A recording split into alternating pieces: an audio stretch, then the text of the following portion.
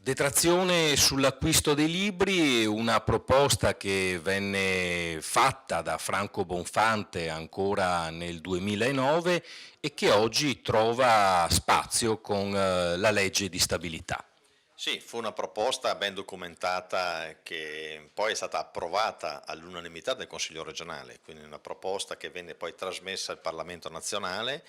poiché i consigli regionali possono predisporre dei progetti di legge anche a livello statale. Quindi noi facemmo questa proposta, io ero il primo firmatario, facemmo raccogliere dalle varie associazioni 10.000 firme del Veneto che facevano proprio questa proposta e trasmettemmo il tutto al Parlamento nazionale.